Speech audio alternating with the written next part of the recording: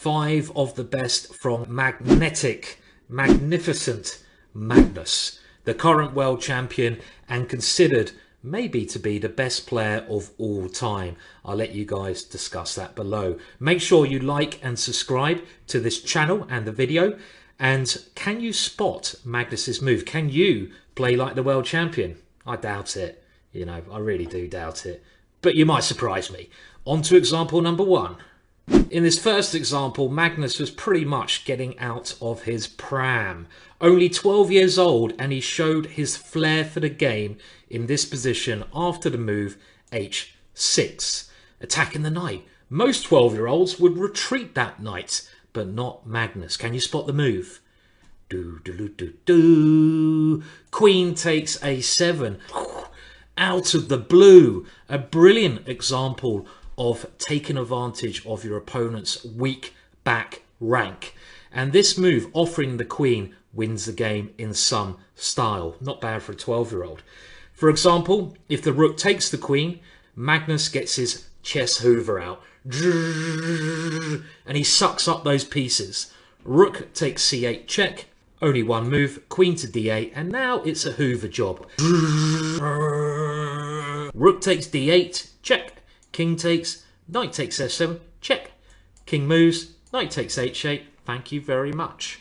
And in the game, after this amazing move, Queen takes a7, Black decided to play Rook b8, but this did not help Black's cause because of the move Queen takes b8. And the same thing happens. The Rook comes flying in and it mops up a load of pieces. Okay, Black still has the Queen, but White has the 2 rooks and a winning game, which Magnus went on to win. 12 years old.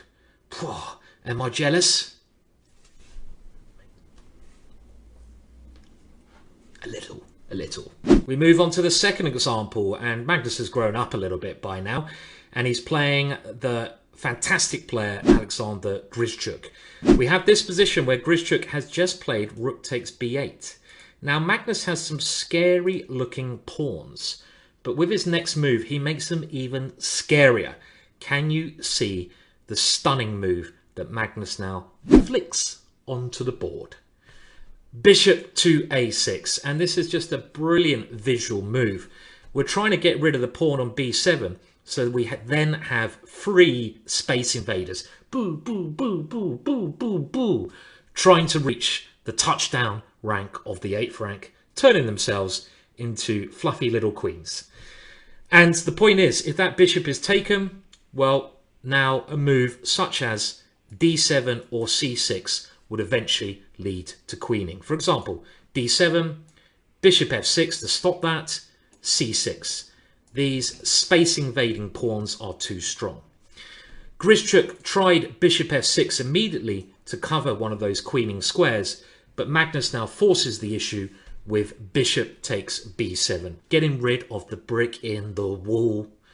Rook takes b7, and now c6. Bum, bum, bum, bum. Here they come. And now after rook takes b6, the rook plays a very subtle move, rook c1. And this pawn cannot be stopped. This is even better than going c7 because of rook c6, and the rook gets behind that pawn. But after rook to c1, bishop takes b2 is played, and after d7, Grischuk resigned.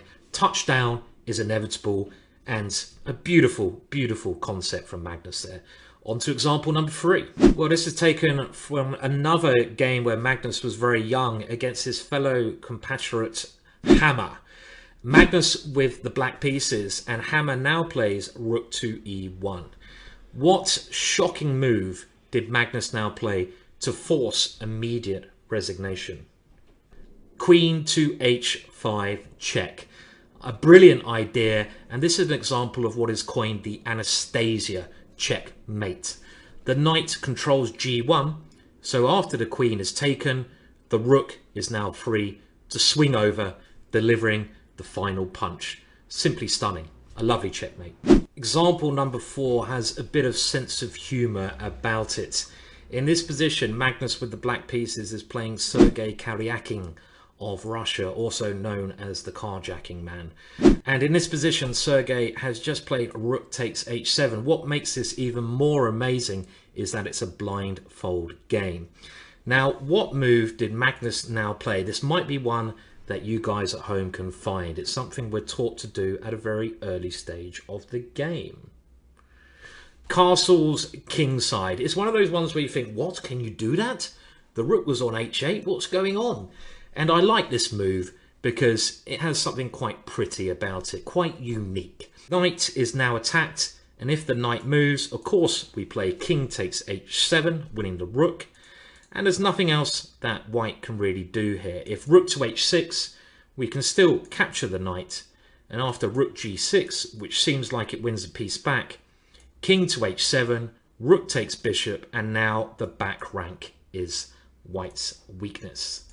Rook to f1, checkmate. So an example, I would say, with a little bit of sense of humour, rook takes h7, castle's kingside. You don't see that often. This last example is very famous. It's from the last game of the 2016 World Championship match. And again, we have Magnus Carlsen with the white pieces against Sergei Karyakin. The next move played here won Magnus the World Championships, and it was probably the best ever move to win a World Championships.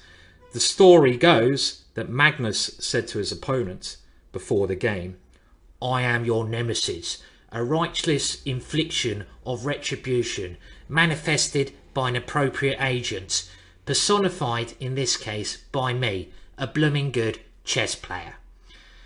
Well, that's not actually true, but you know maybe where that comes from. So what move did Magnus now play? It actually looks like he might be in a bit of trouble because he's threatened with a number of checkmates. But a stunning move now comes up. Queen to h6, check.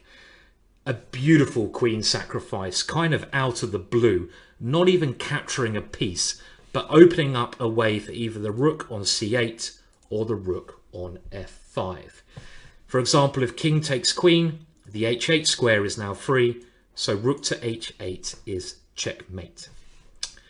If pawn takes queen, then black weakens his 7th rank, so rook takes f7 is checkmate. What a brilliant way to finish a World Championship match. Well, I hope you enjoyed those 5 brilliant examples. Discuss below what was your favourite one, and remember to like the video and subscribe to chess.com. Hope you enjoyed it. Goodbye for now.